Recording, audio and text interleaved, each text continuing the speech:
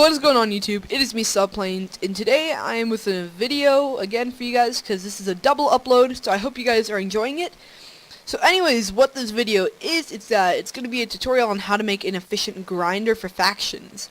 So if you guys know, I play on a server for factions, and I'm planning on uploading a lot more videos for it. So, in order to do it, you're going to need to find, sorry about that, my voice like messed up, I don't even know. But anyways, you're going to have to find an area that you want to build it. So like, let me just kill all. Things like that. Oh. Whatever, it's still going at 80 FPS. Alright, so pretty much you're just going to want to find the area and that you want to build in. And so when you do that, you just got to start digging. So, a recommended area that I would say to dig would be like about maybe around 13 by 13. So let's do that. So 3, 4, 5, 6, 7, 8, 9, 10, 11, 12, 13. So there we go. And then we're just going to do it on this side. 1, 2. This is also counting as one block, just so you guys know. 2, 3, 4, 5, 6, 7, 8, 9, 10, 11, 12, 13. And then there we go. So now we've got this right angle that we're just going to connect by going right over here, lining it up with this block right there, breaking it, and then just going really fast if you're not in creative. Actually, whoops, I did the wrong area. No worries, you're going to have to dig out that area anyways. Digging it so that you get a square. So now what you're going to do is dig this square. So now mostly this is going to be underground, so for me it's a bit easier, but for you guys it's probably going to be harder because you don't want a giant grinder above ground unless it's like really well claimed. So we're going to get rid of this, and I'll get back to you guys as soon as I'm done.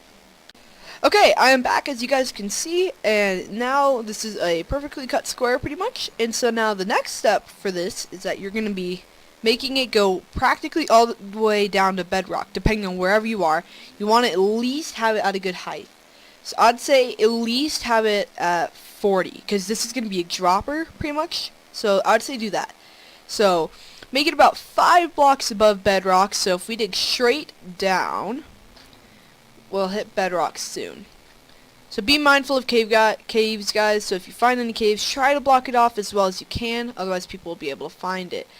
So this was the first layer of bedrock, so I'm going to get this block just to show that where it is. So this is 1, 2, 3, 4, and 5. So this is where I want them, this is where I want myself to stand so that I can get all the loot. So pretty much now all you want to do is just do that for the exact same corners and then just dig to the corners.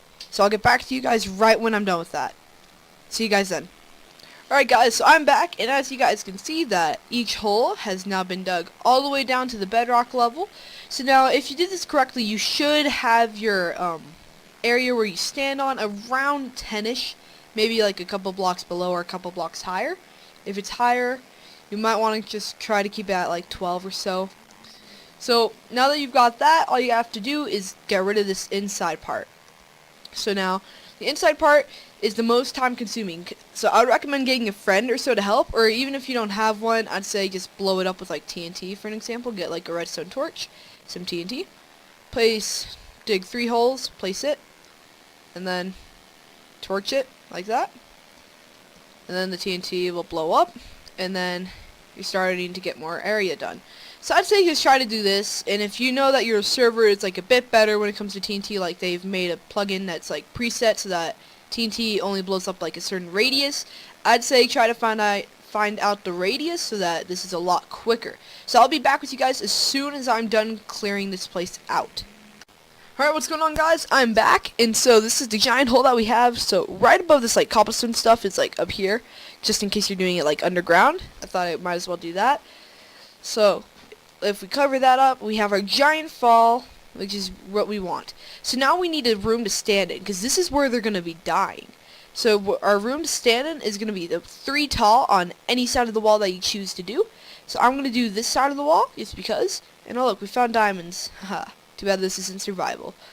But anyways, so pretty much we're just going to be going back, and yeah, let's just do that really quick, and I'll get back to you guys as soon as I'm back.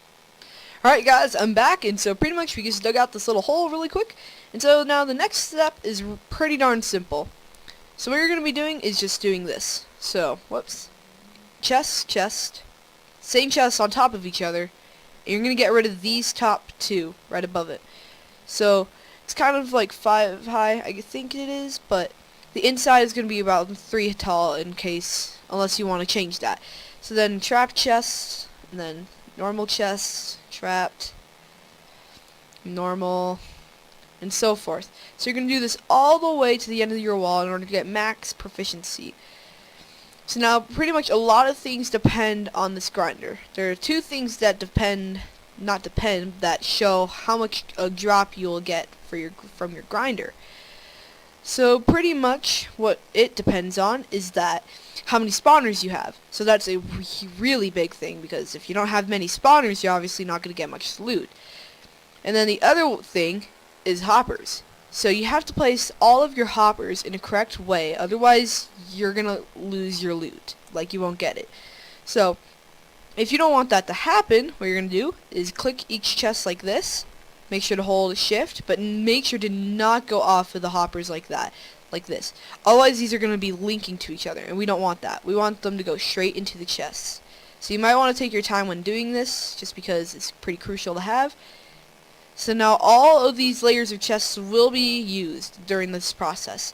So pretty much, if I were to now have some spawners come, they only land here. So what about this area? So now we just have to link it off of each other like this. So now they can only be placed on each other like that. So if I wanted to start that row, I can't do this at the same time. It has to be linked off a straight line. So let me just refresh my night vision for you guys. There we go. So it has to be done exactly like this, so that the whole room is covered by hoppers. I'll get back to you guys right when I've done this. Alright guys, so I'm back again, and now I've completely filled out this entire thing with hoppers going in lines straight across. So now that you've done that, you're pretty much done. So you just gotta pretty much place your spawners, but what I would recommend doing is that you get your slabs, and that you do like this. Every other 2 blocks would be a good amount of thing to do, so that you can get a lot of spawners fit in here. And the good thing about this grinder is that you can stack spawners under each other. So that's one thing I like about it. But yeah, so this is pretty efficient, this grinder, and I hope that you guys use it as well, just because it's very good. But so yeah, I really hope that you guys have enjoyed most of this. It might not have been that enjoyable because of all the mining and stuff like that. So I'm sorry about that. Should have done a warning and stuff like that about how time consuming it's going to take. But yeah, so you place your slabs however you want to place them. But pretend this cobblestone is like a grinder. Not a grinder, a spawner. You can literally stack them. And then they will spawn and fall to their death. Hoppers collect the items. And you're all good. So like, if I go to the items, the eggs, where are the eggs at? I have no idea where the spawner eggs. Okay, so let's pretend that you have like zombie spawners. They spawn like this, and they fall to their death. Hoppers collect the items. So if we were to come down here, let's refresh this again, then we should get some items in the very bottom chests. There we go. So that just shows you that this works, in that it can be used with practically any monster besides like Enderman. Might not work with it. Depends on how your server does and what the rules are, plugins, stuff like that. So anyways, I hope you guys found this tutorial useful. I hope I can see you guys use this in your own factions and stuff like that. And so if you guys enjoyed this episode, I'd really like it if you could leave a like and even subscribe. So I'll see you guys next time.